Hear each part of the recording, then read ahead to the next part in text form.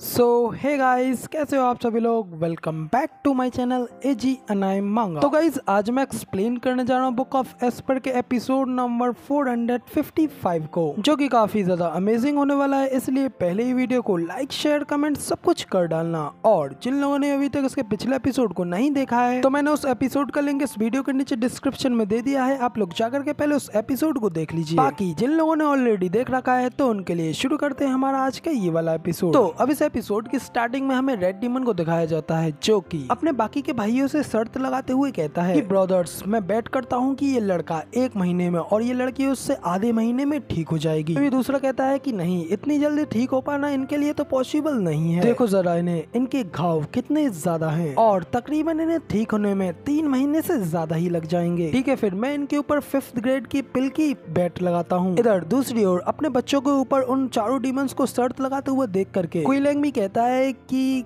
क्या ये लोग मेरे बेटे और यूएर के ऊपर शर्त लगा रहे हैं। ज़ूफेन में उन लोगों की बात सुनते हुए उनके पीछे आ रहा होता है। उन डीमंस को इसके बारे में कोई भी खबर नहीं होती। वो लोग अभी भी उन लोगों के ऊपर बैट लगाते हुए एक दूसरे से कहते हैं कि ब्रदर, मैं इसके ऊपर और मैं इसके ऊपर बैट लगाऊंगा। पर तभी उन लोगों के बीच ज़ूफेन में उनके गलों में हाथ डालते हुए उनसे हंसते हुए कहता है, ओह, यहाँ पे तो तुम लोग सचमुच में काफी ज्यादा मजा कर रहे हो, तो क्या मैं भी ये तुम्हारे साथ जुड़ सकता हूँ। तो रेड डीमन कहता है कि हाँ बिल्कुल, लेकिन पहले अपनी 5th ग्रेड की पिल को बाहर निकालो। और इतना कहकर के जब वो अपने पीछे वाले बंदे को देखता है, वो चारों डीमंस एकदम शांत हो जाते हैं और उनकी आंखें खुले की खुली रह जाती हैं। और फिर वो घबराते हुए जल्दी से ज़ूफेन से दूर हटते हैं और उसके सामने झुकते हुए उसको ग्रीट करते हुए उससे माफी मांगते हुए कहते हैं कि स्टीवर्ट ज़ू, प्लीज हमें माफ कर देना। जबकि इधर उन लोगों को ज़ूफेन के सामने इस तरीके से झुकता हुआ देख करके क्विलैंग और यूलिंग दोनों ही काफी ज्यादा हैरान होते हुए अपने मन में कहते हैं, मुझे तो इस बात के ऊपर बिल्कुल भी विश्वास नहीं हो पा रहा। ये 4 लॉलेस ब्रैट्स जो कि कभी भी किसी की भी बात नहीं मानते, वो इसके सामने इतने ज्यादा ओबीडेंट और आज्ञाकारी बन रहे हैं।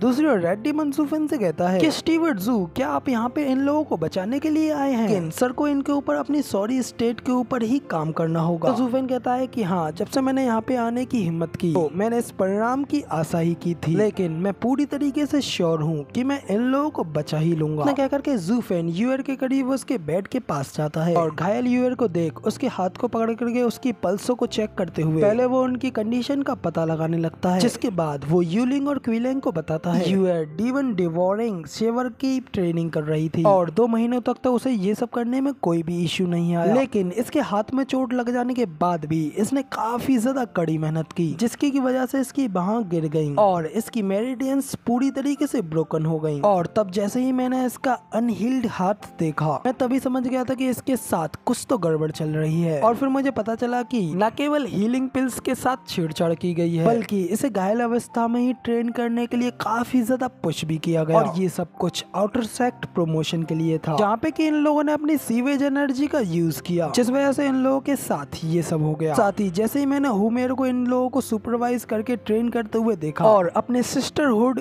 गिल्ट ट्रैप को यूज करते हुए देखा, तो तभी मैंने तुम लोगों को इस चीज के बारे में इत्तला करने के बारे में सोचा था, मगर मेरे ख्याल से तुम लोगों ने मेरी बात को जरा सा भी ढंग से नहीं सुना था। इतना कहने के बाद फिर ज़ूफेन गैंगर के बारे में बताते हुए कहता है कि कोई गैंग ब्लड एनिलेशन को ट्रेन कर रहा था, जो कि बिल्कुल मेरे ब्रेथ आर्ट कल्टीवेशन मेथड की तरह ही है। लेकिन जब इसके यूजर को इसकी बॉडी स्ट्रेंथनिंग की बात आती है तो इसके लिए इसकी काफी ज्यादा स्ट्रिक्ट रिक्वायरमेंट्स होती हैं। शॉर्ट में कहूँ तो कोई व्यक्ति जो कि इस आर्ट को 3 से 5 सालों तक ट्रेन कर रहा है, उसे बिगनर यानी कि नौसी के आके कैटेगरी में ही डाला जाता है, जबकि 8 से 10 सालों की ट्रेनिंग में ही एक व्यक्ति इसे अच्छी तरीके से यूज कर सकता है। लेकिन फिर भी जब मैंने उससे पूछा कि उसने इसकी ट्रेनिंग कितनी सालों तक की है, तो उसने कहा था कि सिर्फ आधी साल ही उसने इसकी ट्रेनिंग की है। और तब जब मैंने उसकी आर्म को टच किया था तो वो मैंने सिर्फ उसकी सिचुएशन को चेक करने के लिए ही किया था। उसकी ब्लड वेसल्स डैमेज हो चुकी थी, वो यहाँ तक कि दवाइयों का यूज करते हुए अपनी बॉडी की लिमिट्स को भी पार किए जा रहा था, जो कि बिल्कुल एक आत्महत्या करने जैसा था।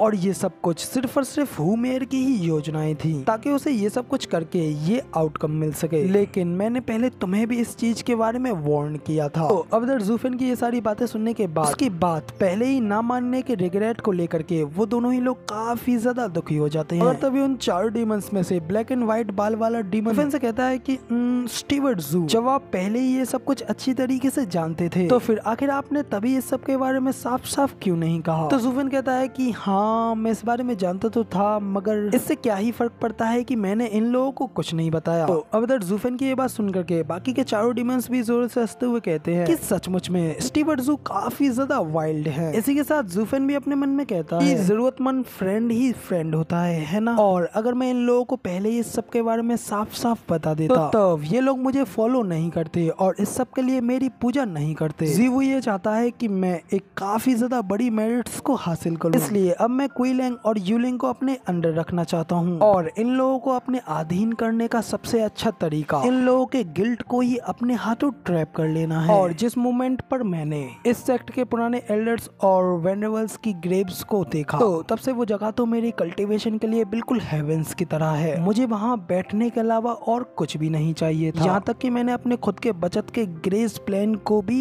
इग्नोर कर दिया। लेकिन फिर एल्डर युआन वहाँ पे मेरे पास आए और उन्होंने मुझे इस वर्ल्ड के नेचर के बारे में एनलाइटमेंट किया, मुझे इस चीज के ज्ञान के बारे में बताया और इसीलिए मैंने अपने नेक्स्ट स्टेप के लिए डिसाइड किया है। तो इसलिए मैं यहाँ पर आज अपनी एक छोटी सी योजना और डिमोनिक पाथ के फ्यूचर अंडरस्टैंडिंग को समझने के लिए आज मैं यहाँ पर आया हूँ। यहाँ मौत के बिना आगे कोई जिंदगी नहीं है और एक डीमन नेचर लाइफ कितनी ज्यादा मनोरंजक है। इधर इतना कहकर के जूफेन यूएर के हैंड को पकड़ता है। रेड डीमन जूफेन से पूछता है कि स्टीवर्ट जू आखिर आप इसके लिए कौन से पिल को यूज करने वाले हैं। जूफेन उससे कहता है कि जब ये जाग जाए तो तुम ये खुद देख लेना। इतना कहने के साथ ही हमें जूफेन की ड्रैगन वेन सोल को एक्टिवेट होते हुए दिखाया जाता है। के साथ ही तभी जूफेन की ड्रैगन वेन सोल उसके शरीर से बाहर निकलती है और वहाँ पे एक जोरदार रोर करती है। इस वजह से उसके शरीर से काफी ज्यादा एनर्जी भी रिलीज होने लगती है। और अब क्योंकि जूफेन की ड्रैगन वेन सोल में 9 की 9 सोल्स मर्ज हैं, साथ ही उसमें बुद्धि रूट की प्रॉपर्टीज भी मर्ज हैं, तो अब जूफेन इसकी मदद से किसी को भी हील भी कर सकता है। तो अब इसी के साथ में हमें एल्डर युआन, क्वी लैंग और यूलिंग को भी दिखाया जाता है। वो सभी लोग तो अपने सामने उस ड्रैगन सोल को देख काफी ज्यादा हैरान हो गए होते हैं और उनका मुंह खुला का खुला रह जाता है। एल्डर युआन भी काफी ज्यादा हैरान होते हुए अपनी आंखें फाड़ते हुए कहते हैं कि क्या ये ड्रैगन वेन सोल है। कि दूसरी ओर जूफेन ड्रैगन वेन सोल को ऑर्डर देते हुए कहता है रिटर्निंग ड्रैगन्स रॉड। तो जूफेन के इतना कहने के साथ ही वो ड्रैगन वेन सोल अपनी एक पावर की रॉड लगाती है और उस रॉड में किसी के भी मेरिडियंस को ठीक करने वाले हीलिंग फैक्टर्स होते हैं। इसी वजह से यूएर और क्वी लैंग का बेटा गैंगर वो दोनों ही बड़ी तेजी से वहाँ पे हील होने लगते हैं, जिसके कुछ टाइम बाद ही जूफेन यूएर का हाथ पकड़ करके चेक करता है तो अब यूएर पूरी तरीके से हील हो चुकी होती है। जो देख यूलिंग में हैरान होते हुए कहते हैं कि सचमुच में ये तो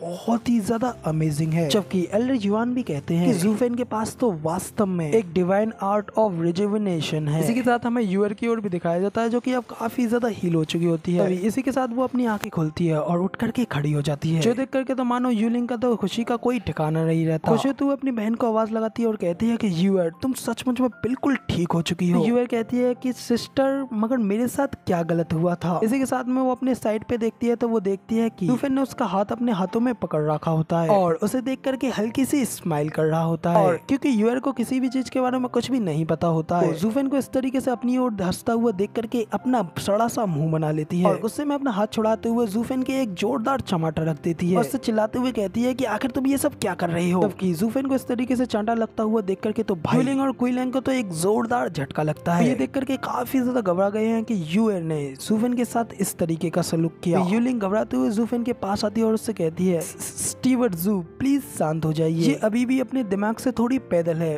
प्लीज इसको अपने दिल पर मत लीजिए और इस लड़की को प्लीज कृपया करके माफ कर दीजिए। के साथ में यूलिंग यूएर से भी कहती है पागल लड़की, स्टीवर्ट जू तो यहाँ पर तुम्हारी जिंदगी को बचा रहे थे लेकिन फिर भी तुमने इसकी बजाय उनको हिट कर दिया और अब जल्दी से स्टीवर्ट जू से अभी के अभी माफी मांगो। इधर यूएर को तो ये सब कुछ देख करके तो कुछ भी समझ में नहीं आ रहा होता है, अभी भी अपना मुंह बना करके उन लोगों को ही देख रही होती है। मगर इसी के साथ हमारा ये वाला एपिसोड यहाँ पे पूरी तरीके से कंप्लीट हो जाता है और अब इसके आगे की स्टोरी आप लोगों को इसके अगले एपिसोड में देखने को मिलेगी, जो कि आप लोगों को कल देखने को मिलेगा। फिलहाल गाइस मैं आप लोगों से कुछ पूछना चाहता हूँ, तो आप लोग कमेंट करके मुझे जरूर बताना। तो गाइस मैं पूछना चाहता हूँ कि मुझे इस मनवा के आगे के चैप्टर्स को एक्सप्लेन करने के लिए नोवेल की वीडियोस भी बनानी चाहिए, मगर यार अगर मैं अपने ओपिनियन से बोलूँ तो मुझे नोवेल वीडियोस को एक्सप्लेन करना बिल्कुल भी अच्छा नहीं लगेगा, क्योंकि यार मैं उन्हें एक्सप्लेन तो कर दूं मगर बिना रियल पिक्चर्स के उसमें बिल्कुल भी मजा नहीं आएगा। हालांकि मैं ओल्ड पिक्चर्स को यूज करते हुए वीडियो को बना सकता हूँ, लेकिन यार फिर भी जो एक्साइटमेंट पिक्चर्स के साथ बनाने में आती है, मतलब जो कुछ भी एक्शन का रिएक्शन हो रहा है वो सब कुछ बिल्कुल ठीक ठीक देख करके जो देखने का मजा आता है, वो मजा देखने में मेरे ख्याल से ज्यादा बेटर रहता है। और पहले ही स्टोरी के बारे में जान लेने से यार रियल चैप्टर देखने में वो मजा नहीं आता है। इसलिए आप लोग कमेंट करके जरूर बताना कि क्या मैं नोवेल वीडियोस को चालू करूं कि नहीं। अगर मैं स्टार्ट करूंगा भी तो मैं उसे अपनी दूसरे चैनल पर ही स्टार्ट करूंगा। तो बस इतना ही। फिलहाल वीडियो पसंद आई हो तो यार एक लाइक कर देना, साथ ही कमेंट करके जरूर बताना कि आपको हमारा ये वाले वीडियो का एक्सप्लेनेशन कैसा लगा, और आगे भी ऐसी अमेजिंग वीडियोस को देखने के लिए चैनल को सब्सक्राइब जरूर से कर देना। शुक्रिया।